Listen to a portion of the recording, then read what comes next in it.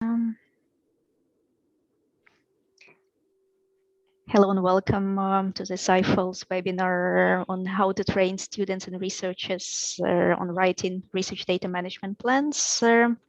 This is one of the topics addressed in the EIFL's Digital Research Literacy Training Program outline for librarians.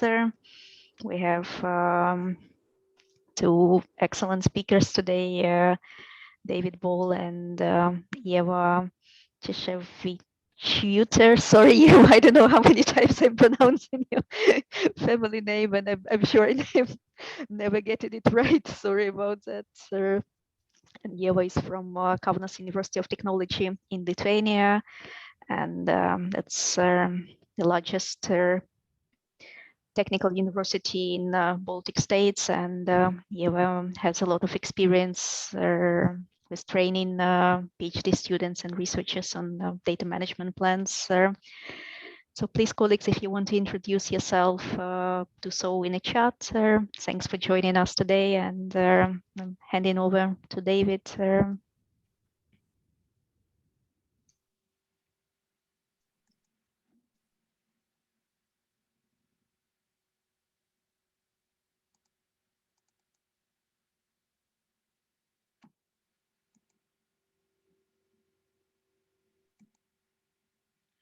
Morning, everyone. Thank you, Irina. Just perhaps a little bit about me. I was a university librarian at Bournemouth here for about 18 years, and then took early retirement and did some work on two of the big European projects, FOSTER, which you probably know about already, and FOSTER for OA. I also worked with Spark Europe, particularly on open data and open data champions, and have been working as a consultant with quite a few universities in the UK. So today we are talking about writing a data management plan. I'm going to start off by talking a little bit about for instance, open access, working through a data management plan checklist, and then having a brief word about the resources provided by EIFL in their excellent training program. So what is research data? It can be defined simply as whatever is either produced in research or evidences research outputs. The European Commission has a useful definition. Information, in particular facts or numbers, collected to be examined and considered, and as a basis for reasoning, discussion, or calculation. Now, probably many people regard open data as coming out of the hard sciences and technologies, but yes, open data includes statistics and the results of experiments, but it also looks at materials from the arts and humanities and also the social sciences. So there could be interview recordings and images. And the point about open data is that users can get free access.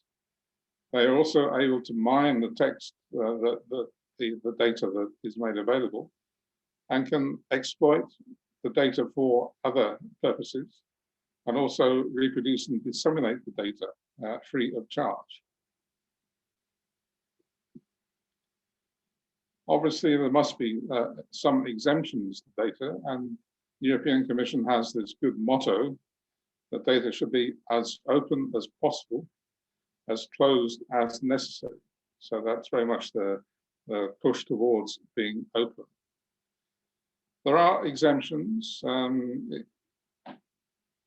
For instance, if the results of experiments, the data could be useful in terms of making commercial or industrial processes from it.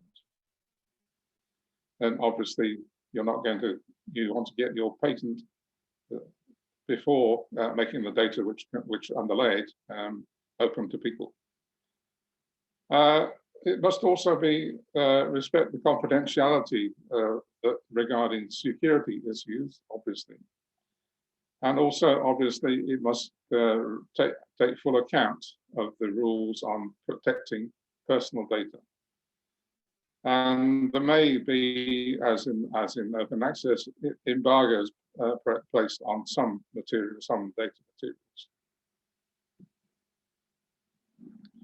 The UK research institutions, funders, both of the government and of organisations like Wellcome Trust, have produced this concordat to ensure that the research data gathered and generated by members of the UK research community is openly available for use by others, wherever possible, in a manner consistent with relevant legal, ethical, and regulatory frameworks and norms.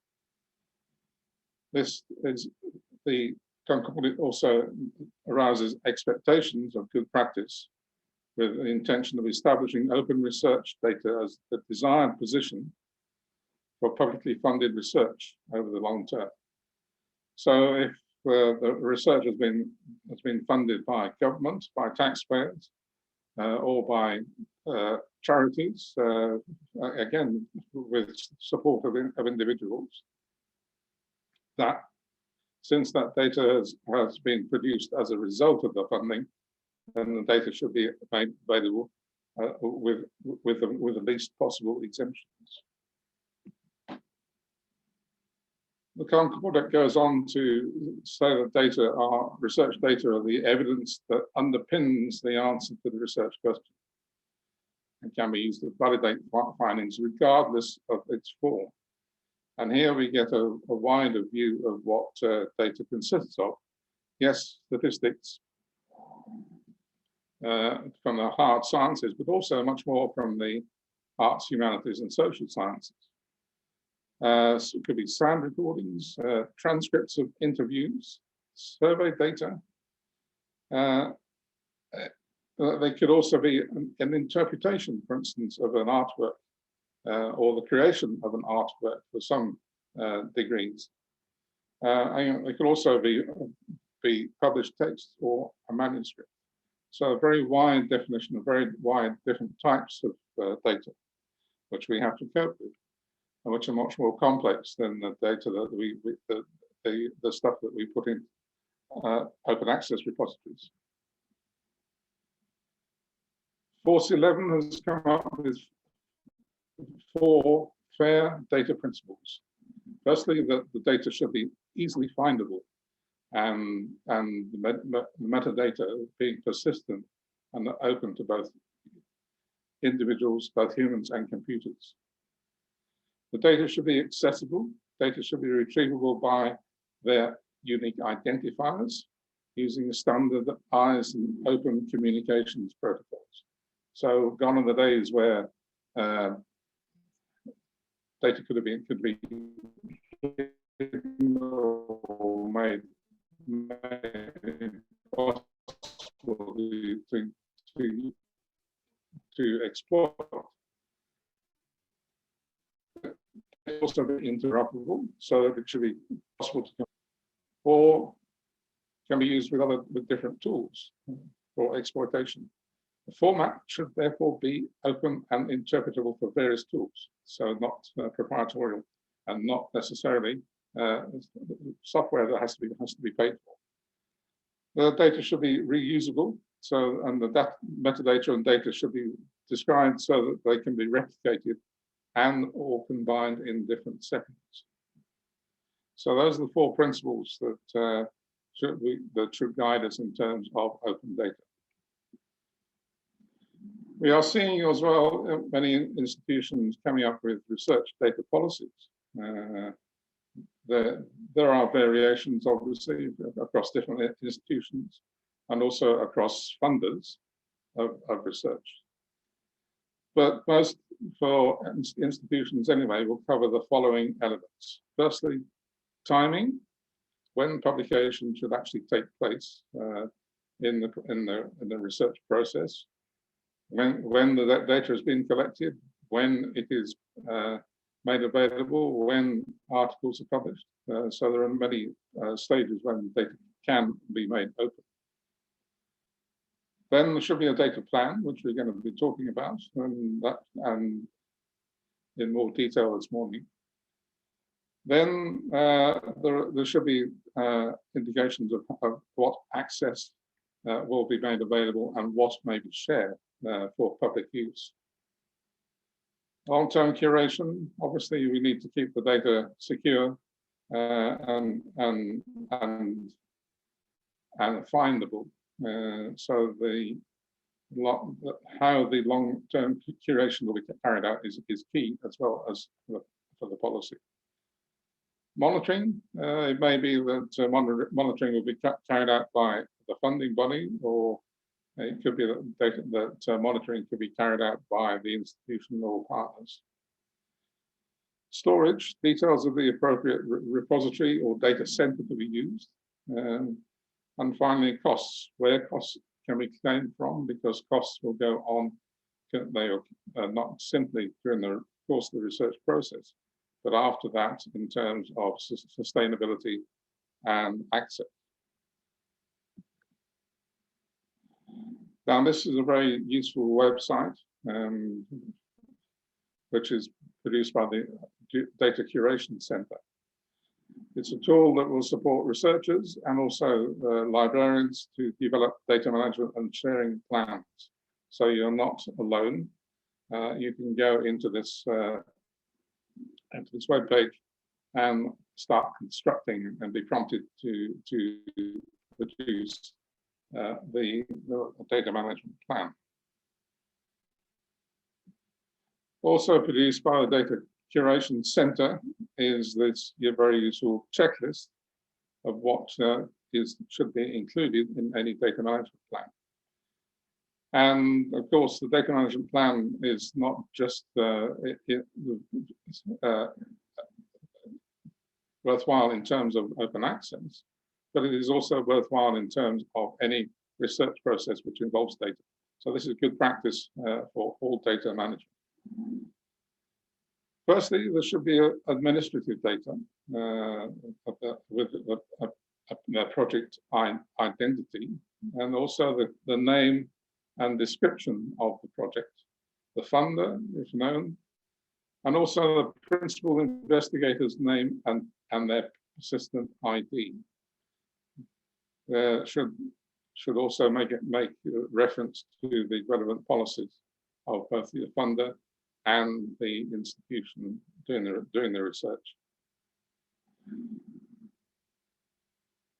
Data collection, the checklist looks at what data will be collected or created and how, the type of data, the format, and the volume, likely volume of data, how long, how it will be shared, and how long-term access will be provided.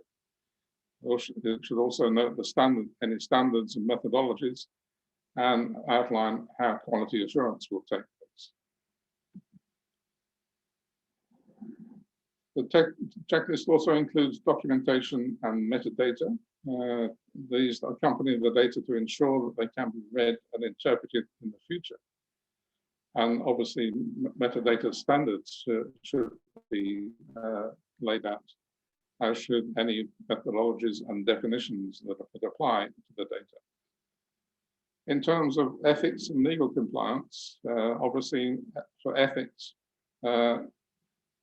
it should be laid out how the consent of subjects should be made in terms of preservation and sharing for the future, but also for protecting the identity of subjects of the data.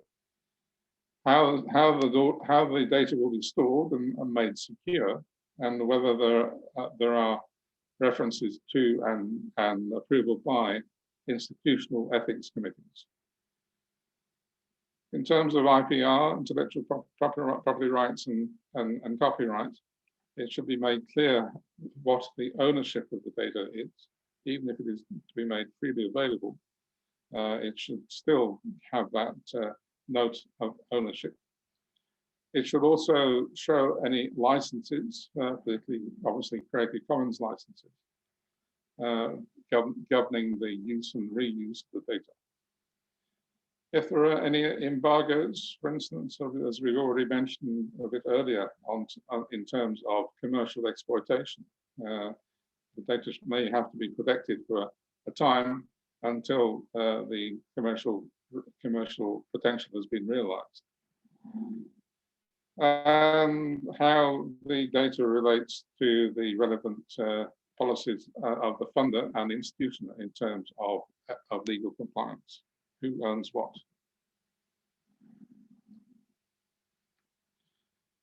The checklist also details storage and backup. What are the costs and responsibilities for storing and backing up? Who is responsible for recovery?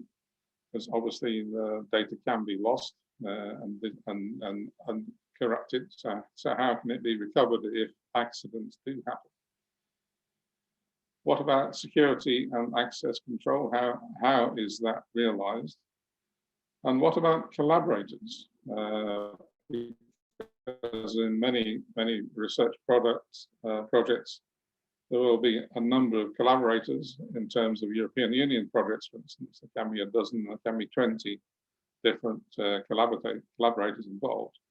So what rights and how is their access going to be provided to the material, to the data, not simply the lead institution? Again, selection and preservation. What must be retained in terms of legal, contractual, or ethical terms, and for how long must it be maintained?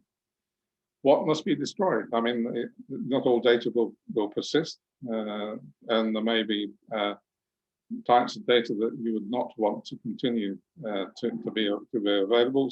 So if it is to be destroyed, how is that to happen?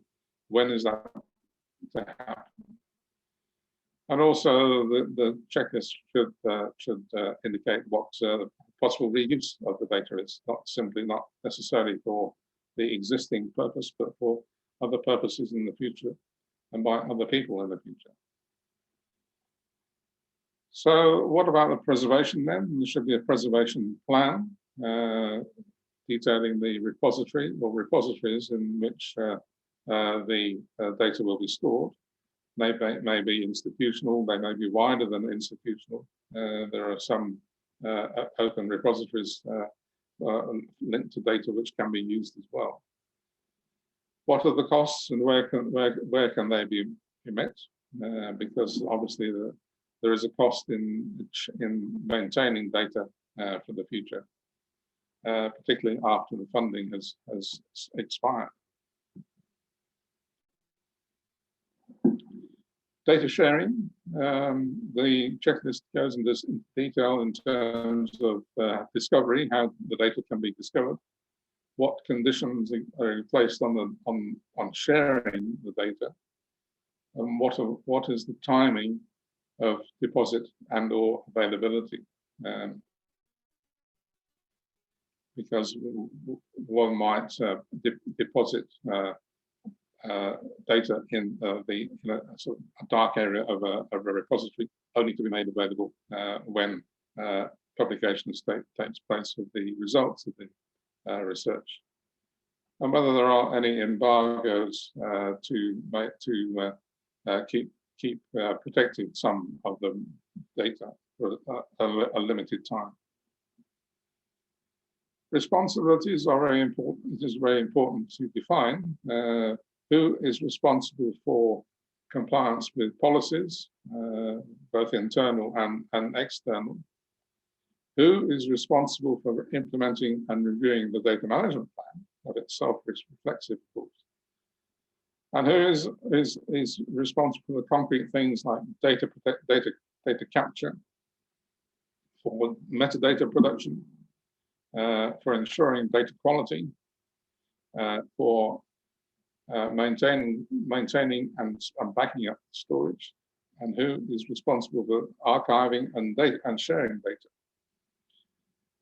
And then the resources, what resources in terms not of necessarily of money, cash, but in terms of staff resource, in terms of training staff or bringing in skilled staff, and what technologies need to be applied and updated.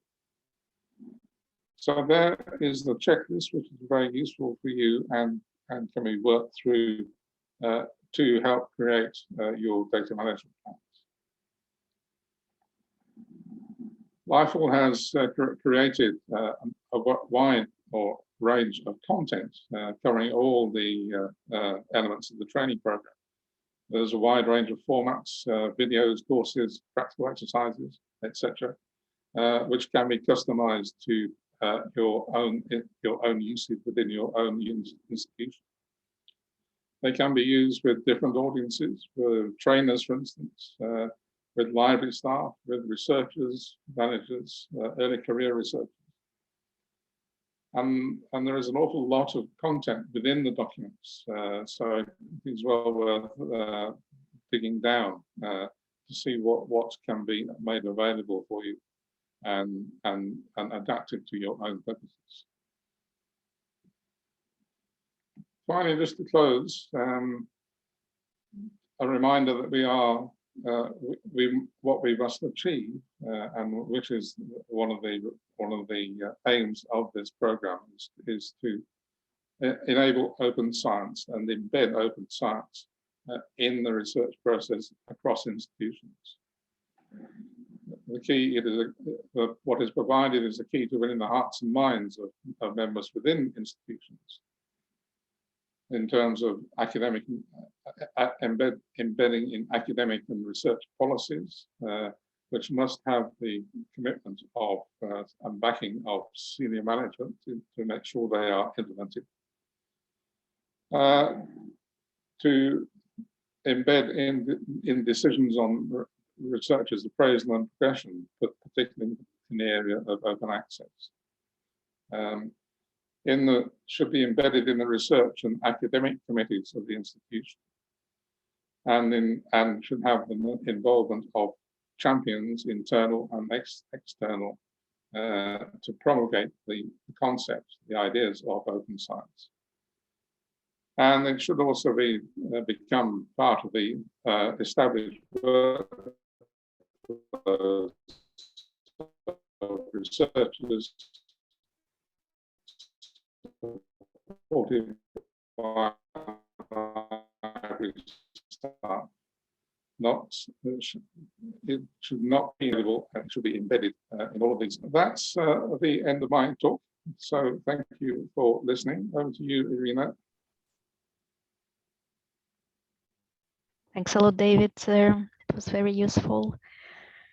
I don't see any questions yet, sir. So let's hand over to Ieva, who will talk about her experiences of training on data management plans. Over to you, Ieva. Thank you. Thank you. Good morning. Thank you for having me.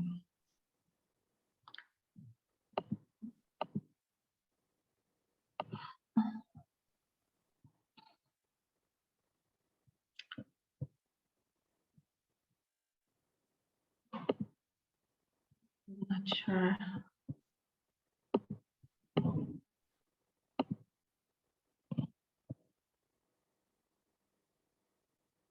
So maybe you have to close your slides and then open again. I'm not sure. Yes, maybe if you do that, or if you open my slides on your computer, because I cannot see them.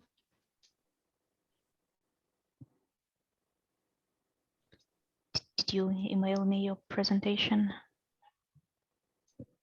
No, I don't think so. But now I see your screen.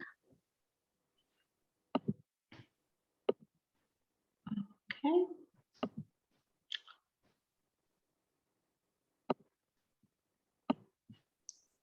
I think because we tested in the beginning, we might left them open. So if you close the file and then open again and share. I want to talk about it.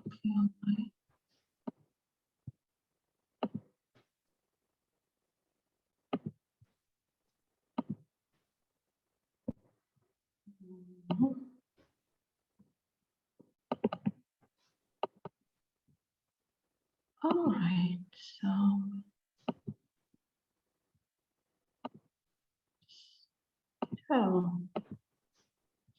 now Yes.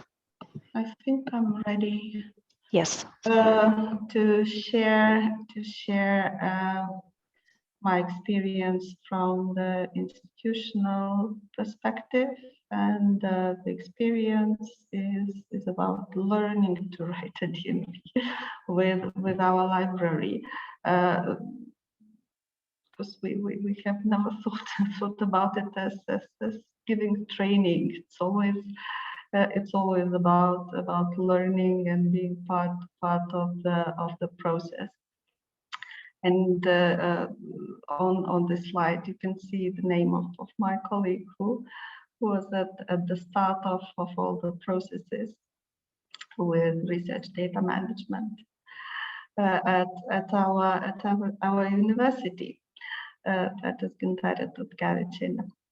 No, I was thinking that my experience may be useful, interesting to those who are either complete beginners or who have been through ups and downs with trying to change the research culture at their institution. So let's see, just to give you an idea of what our institution is about. I'm afraid it's not the largest technical university in the Baltics no longer, but still it's a medium-sized institution, and it's big for the size of our country. We have nearly 10,000 students, and even though we are a University of Technology, we have six main fields of study and research that also include social sciences, arts, humanities, and biomedicine. Now, as a library, again, we are not a big body, and everything that is being done about research data management happens at one unit, that is research information services. You can see that it's not that big. We have subject librarians that are very important part of our services, and they would also be of some help too. Now, even though we are small in terms of manpower, we feel committed to provide services related to data management because of our strategy, which mentions providing infrastructure for academic studies and research, and also integration of resources and services. So the year 2015 was important because this a brand new strategy at that time was developed, and it changed the activities of the library really significantly. Now, at our institution, we were privileged to be part of different projects, European and not only. Most important of them was Open Air, and still is the Open Air initiative. We were acting as an Open Air national open access desk for promoters of open access and open science since 2009. So we were able to make use of all the materials and resources developed by this huge initiative, and also develop our own. In addition, we were always trying to attract other initiatives and use other opportunities to promote open science. An example was foster seminars in 2015 and 16.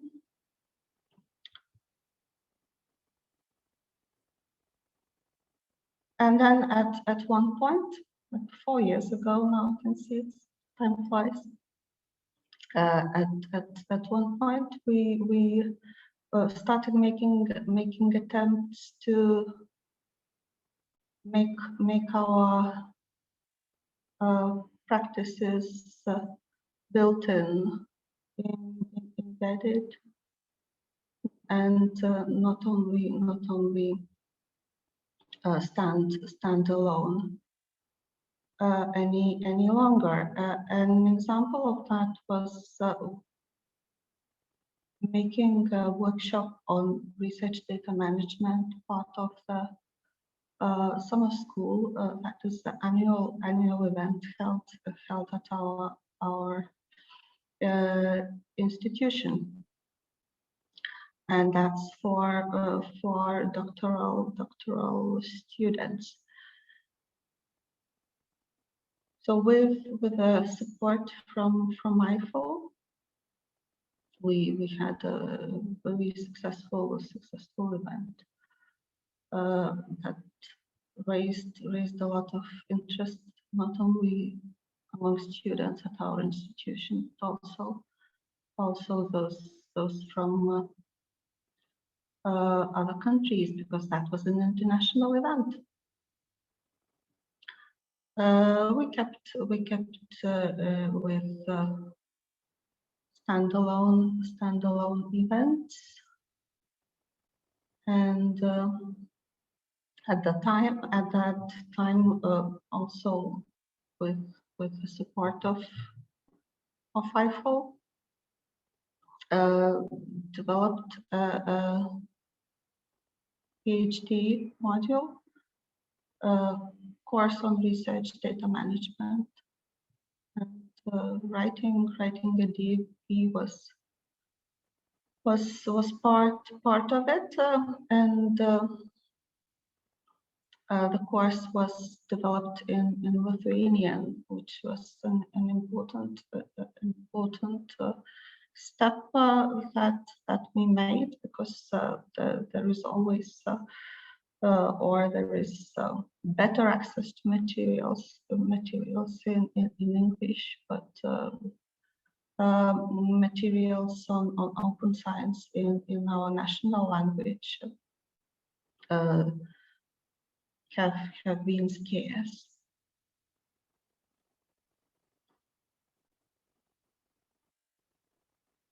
In 2018, data management plan was introduced as an obligatory element in the doctoral studies at our institution. We say it was introduced, but and it really was, but in fact, what happened that it was only a political mandate.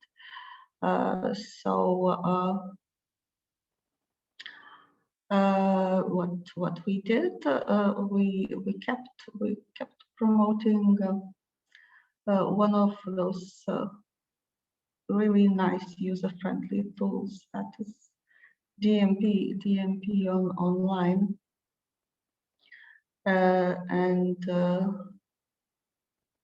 we're hoping to have the the plan really to become obligatory in a real sense. The tool David was talking about is really recommendable. If you ask me a question, it has worked for so many times. It is user friendly, and people normally enjoy using it. We even had a plan to use this DMP template for our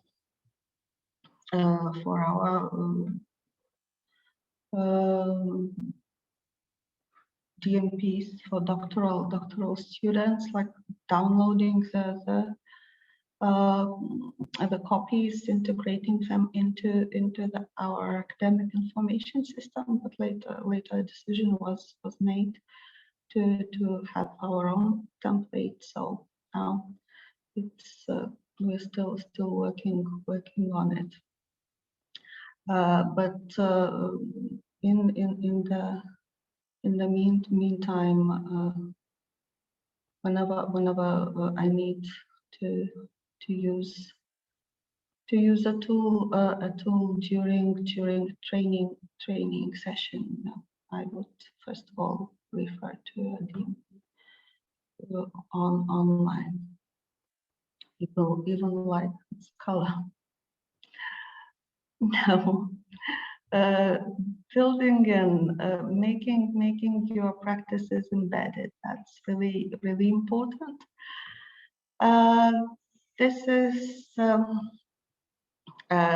why I have to mention the recent move at our institution.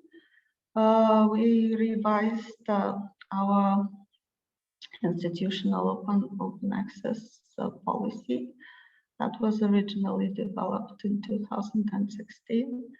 Revised it to include this mandate for DMP writing for PhD students, and then also another change was that we included fair principles into the policy. So now that is the document which mentions the mandate for early career researchers, in particular PhD students, to develop DMP as part of their doctoral research. But unfortunately, at the moment, that is the only document which mentions it. We're hoping to have this integrated into the regulations from the PhD programs too, sometime soon in the near future. Now, in addition to PhD students as a target group for training on writing DMPs, we have another target group, which is researchers applying for funding from the biggest national funder, that is the Research Council of Lithuania. The guidelines from this funder, they also have the mandate research data management and DMP writing.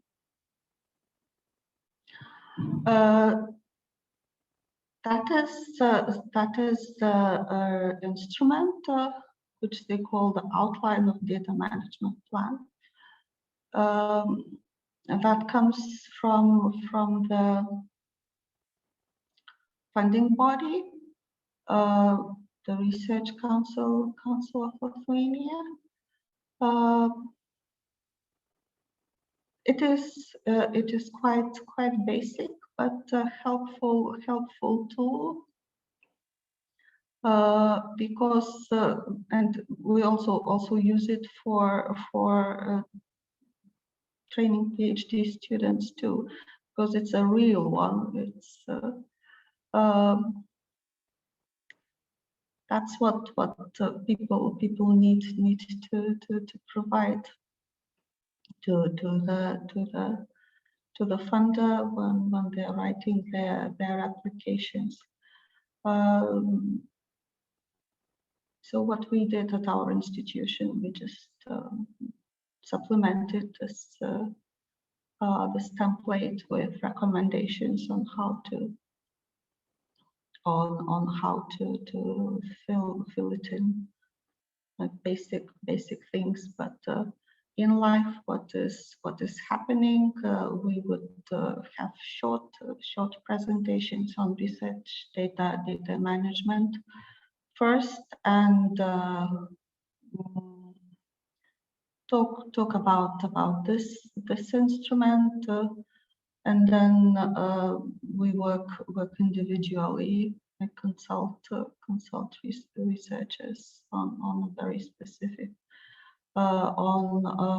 specific project they're working on, and it's always a challenge because you have to start from scratch. People come from different fields, and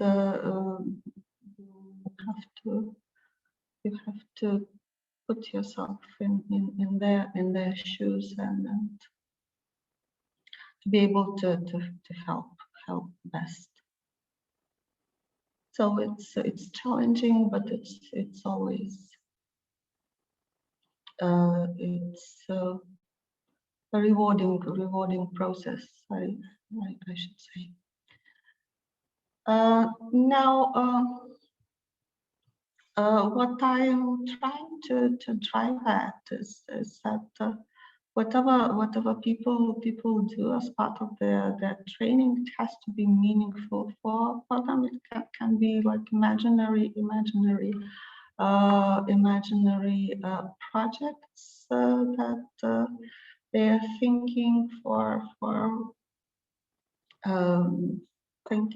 writing a data management plan, but in any case, even as part of their training, it has to be as meaningful as possible, because it always works. So another thing that always works is all kinds of visuals. Now, horror stories are popular, so horror stories they have always worked when giving elementary training or introductory presentations. Now, so lessons learned from our learning journey. It's vitally important to make this process of embedding open science, managing research data, writing the DMPs. It's vitally important to have all the three elements in place. Interacting, that is policy level documents, also infrastructure or access. Doesn't matter whether you have it at your own institution or you just have access to external infrastructures. That's also all right, but it has to be there. and also competence on both ends, researchers and librarians in our case, and this means continuing learning and development. So the journey where we can never stop.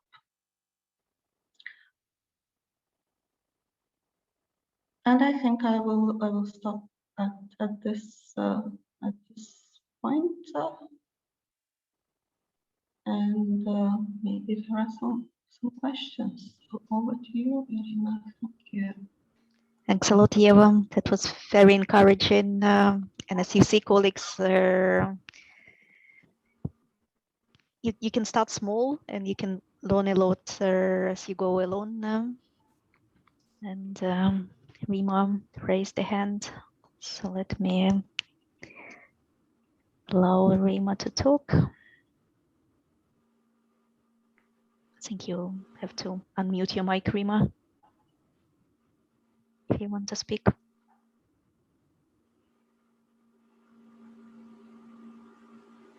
Please unmute.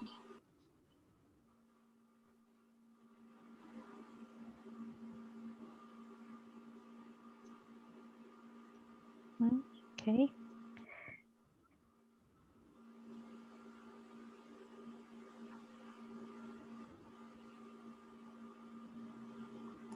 Any questions to Ieva or David? I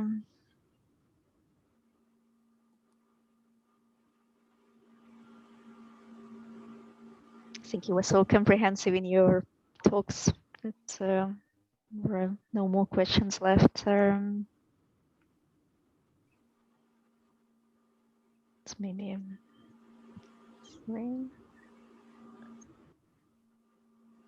there is a question about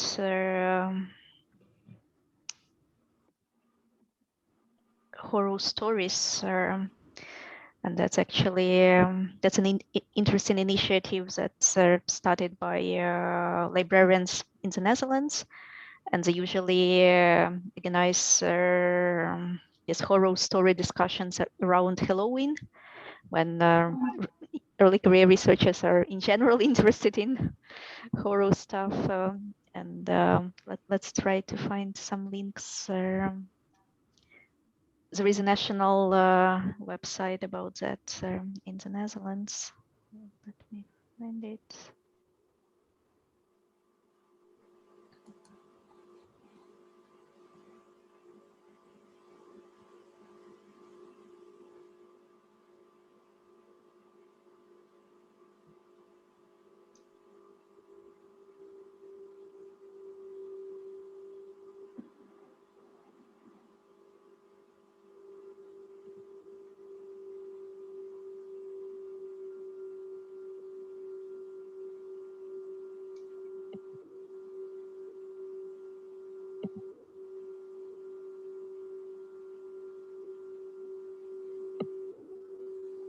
So I'm putting a link to the first one.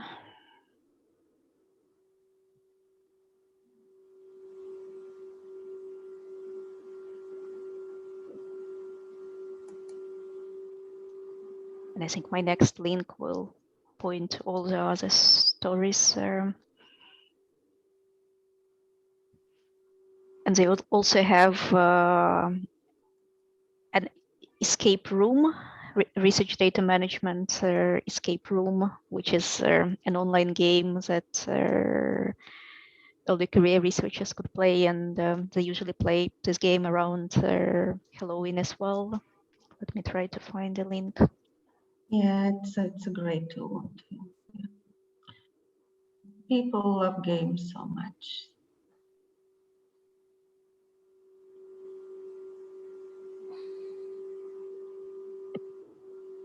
It's a fun way to learn about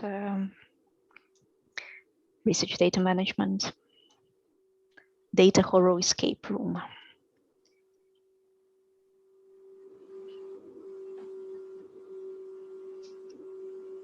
And you also played escape rooms on open access, right, Ieva? with your students? Yeah, both real ones. We had a couple of times. We have those.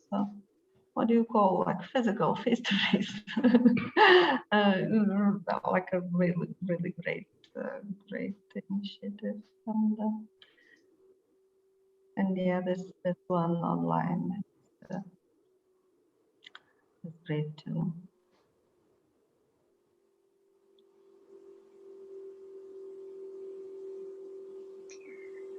So I see many thanks for the presentations in the chat. I don't see any questions. And thank you so much, David and Ieva.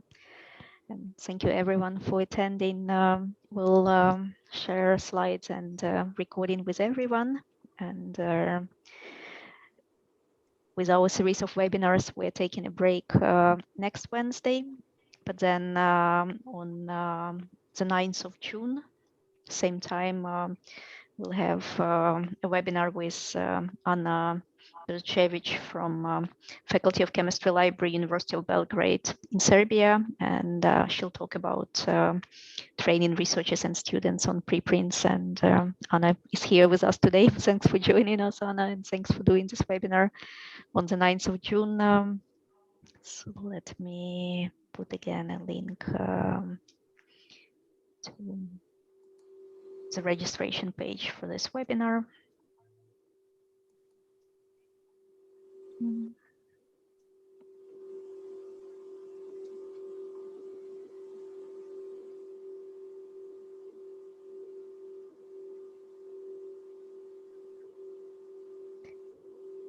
Emmanuel, do you have a questions?